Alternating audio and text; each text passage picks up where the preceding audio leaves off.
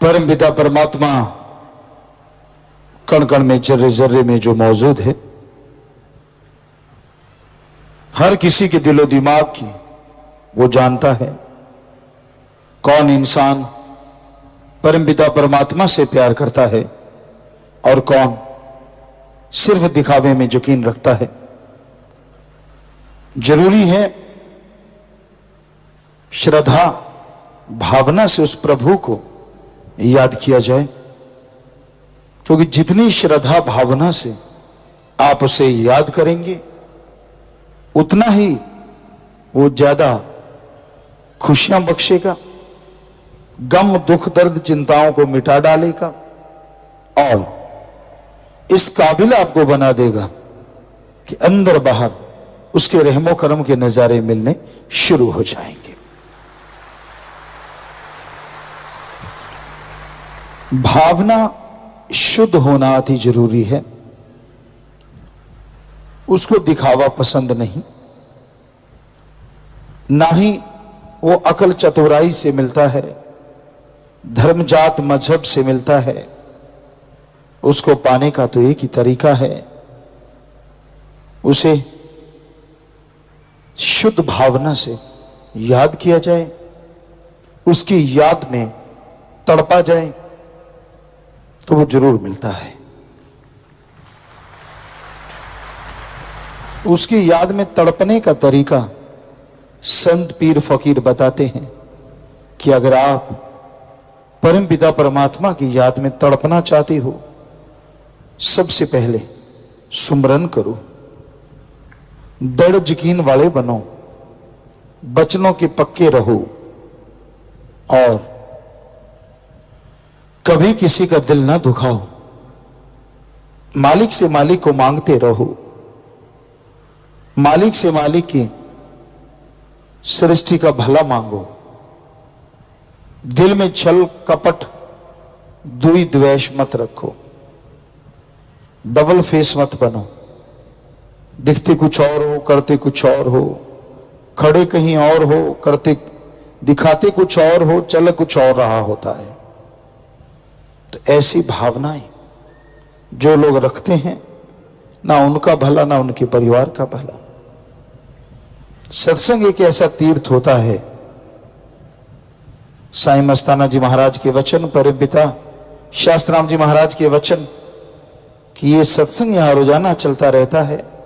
ये एरिया, ये क्षेत्र ऐसी जगह होता है कि यहां भक्ति की चंद बातें भी पता नहीं कितनी खुशियां दे जाएं और पूरी नीयत की एक बात पता नहीं कितने गुनाहों से आपको भर दे।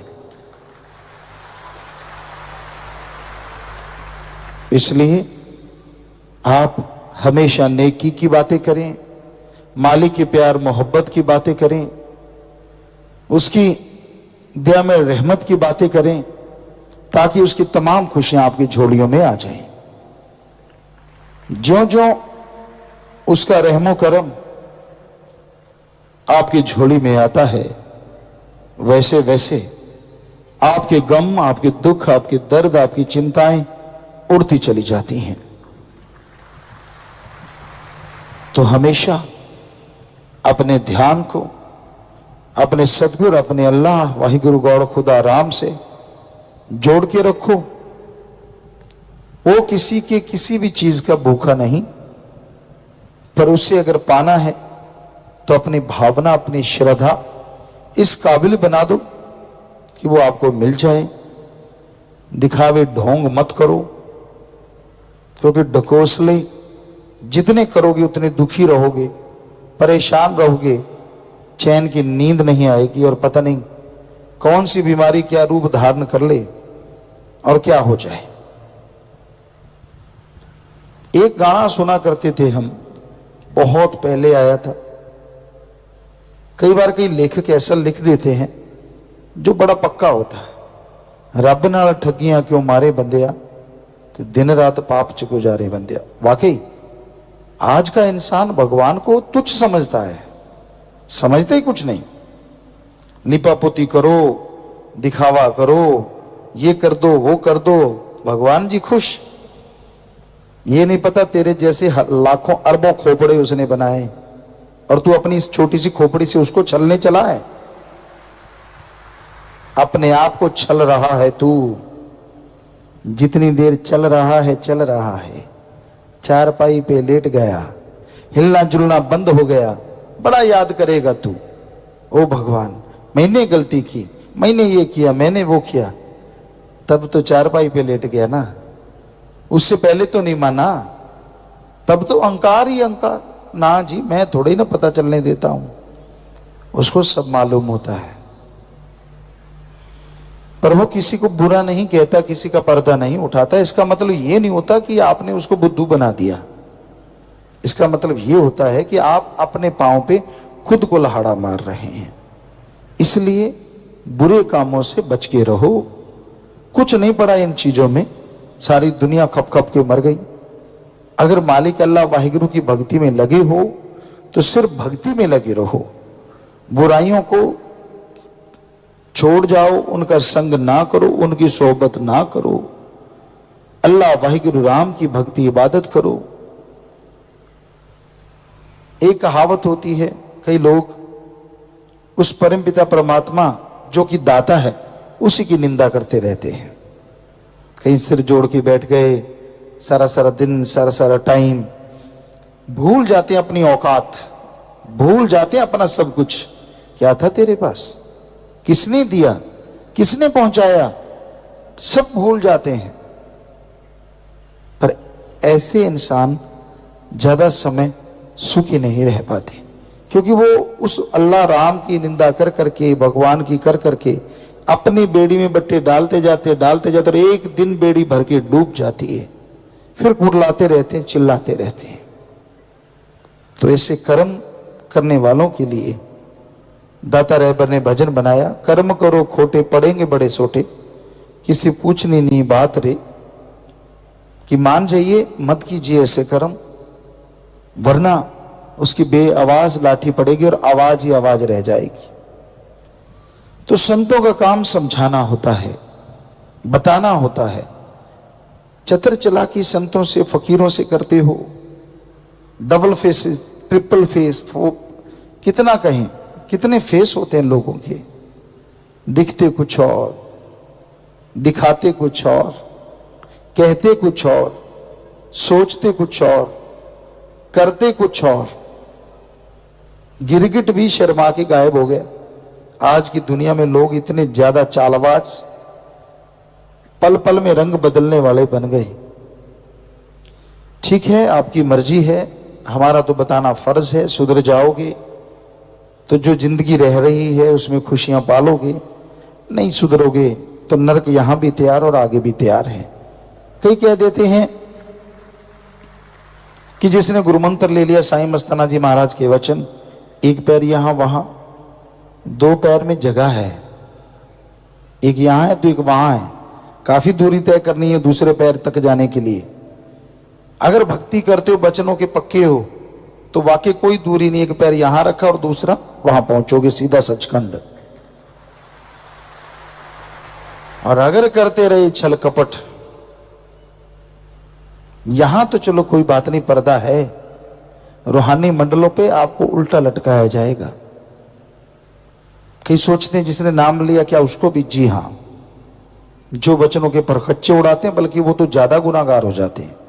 एक होता है अनजाने में पाप कर्म करता है, एक अच्छी तरह पढ़ा लिखा जानबूझ के, यानी भक्ति करता है, पता है सेवा सुमन सत्संग का, फिर भी गलतियां करता है, फिर भी गुनाह करता है। तो बाकी रूहें पास से जाएंगी, जिनसे आज शर्म कर रहे हो, जिनसे सोचती हो कि मैं छुपा लेता हूं, वो रूहें पास से गुजरेगी और आप लटके हुए होंगे। कहेंगे अच्छा, इसने वो गुल खिला रखे हैं। स्क्रीन की तरह आपकी सारी चीजें वहां डायरेक्ट चल रही होंगी, रूहें खड़के भी देख सकेंगी कि इसके ये गुनाह है। फिर कैसे छुपाओगे बताइए? यहां तो चलो कमरे के अंदर चालाकी से, माइंड का यूज करके आप कुछ ना कुछ करते ही रहते हैं, चालबाज बनते हैं। कमरे के अंदर जाके हंसदे ने खिलखिले जेड़े रोवण गए यार कल नू, जमाने लेखा लेना फड़के तलवार कल नू। हंसी आती है ना फकीरों के बचनों पे।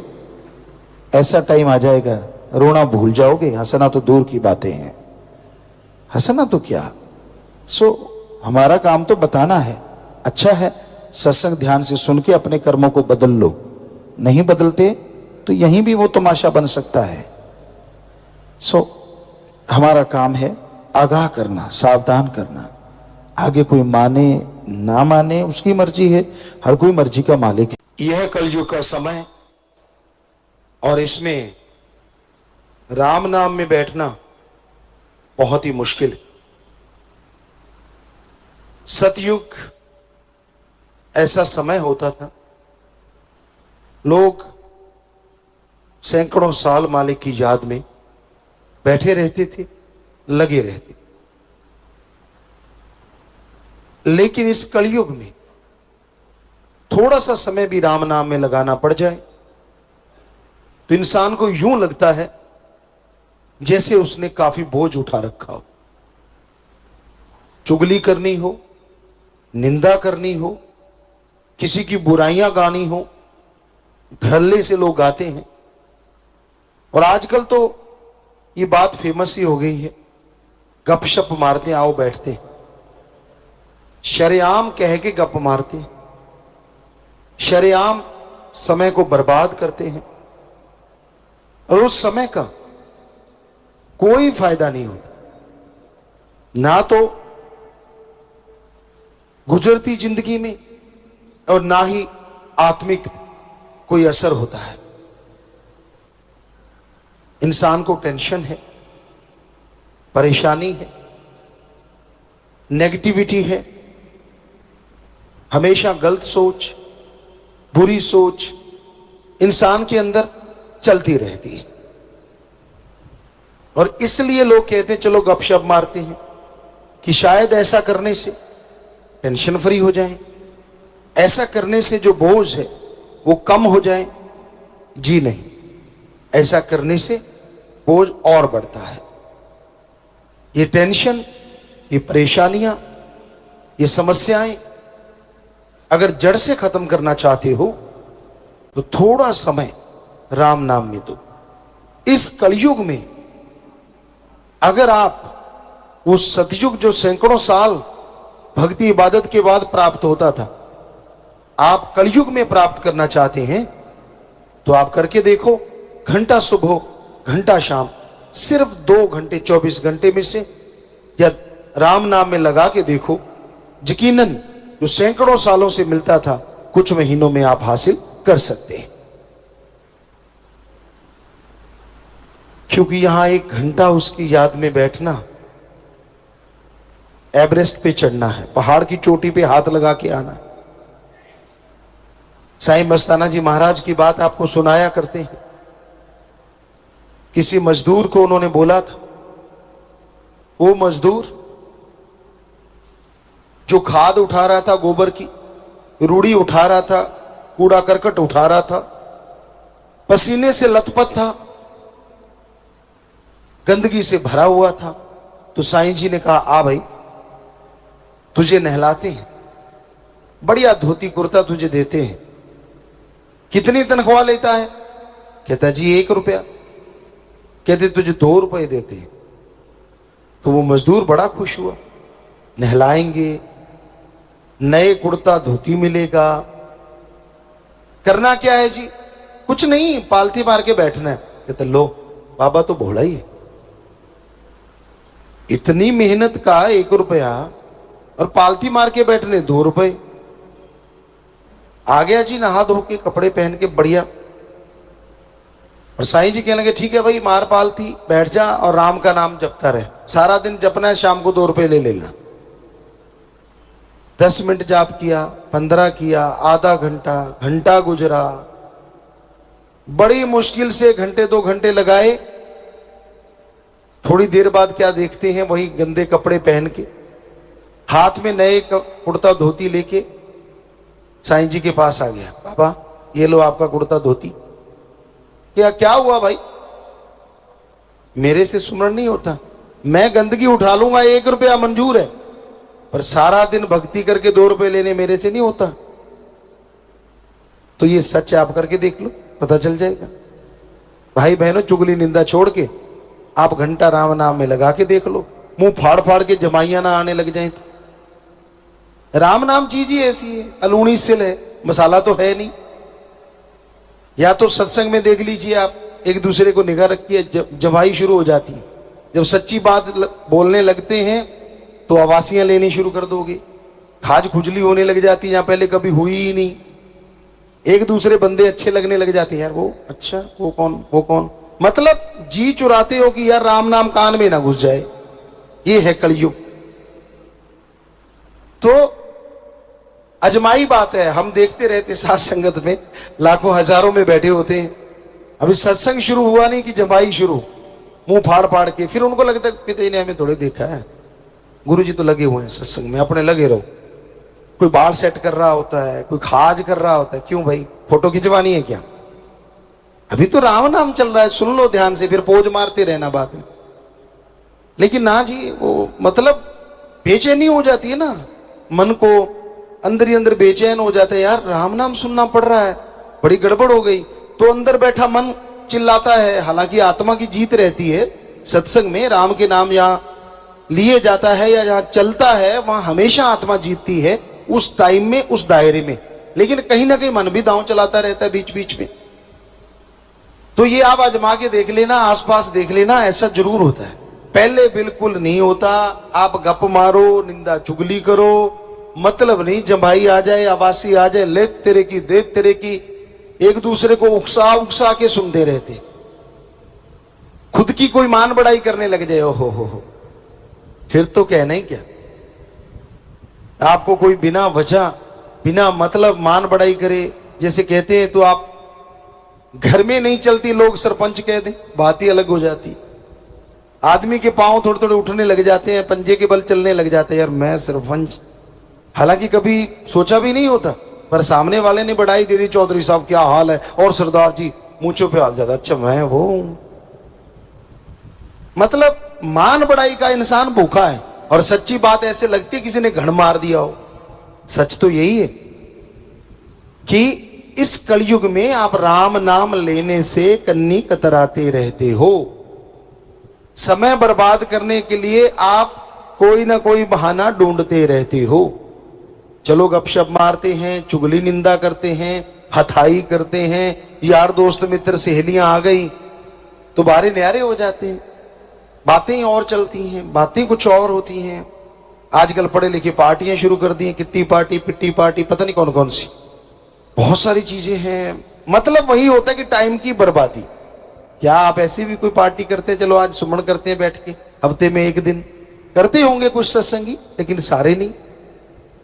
अभी तो टाइम निकाल लिया करो भाई बहनों कि हाँ भाई चलो आज खाली होके आप इकट्ठे बैठ के राम का नाम जपेंगे।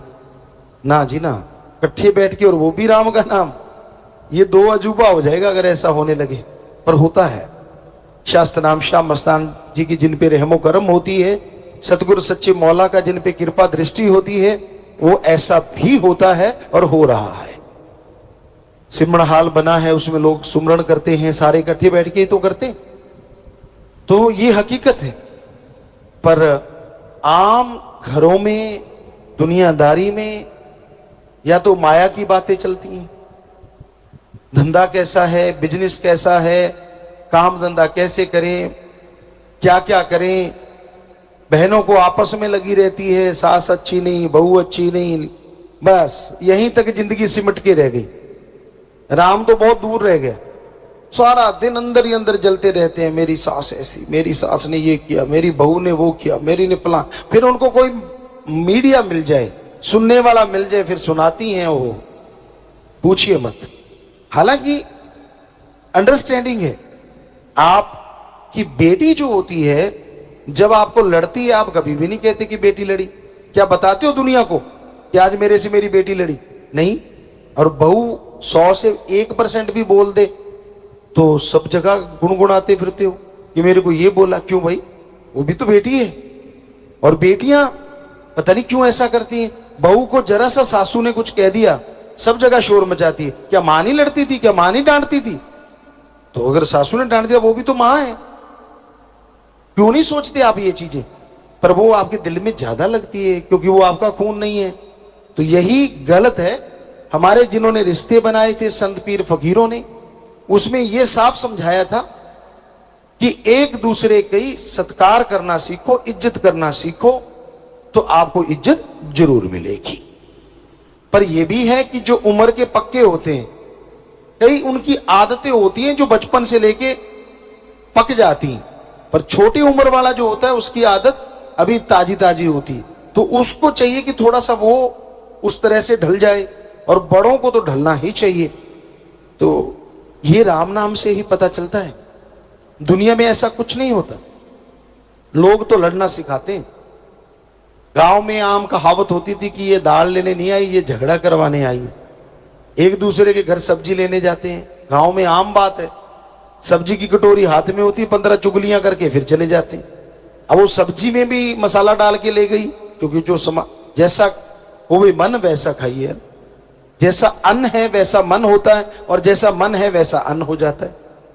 क्या आपने उस टाइम में वो जो चीजें की हैं वो असर तो लाजमी होगा। तो आप राम नाम के लिए भी समय निकाला करो।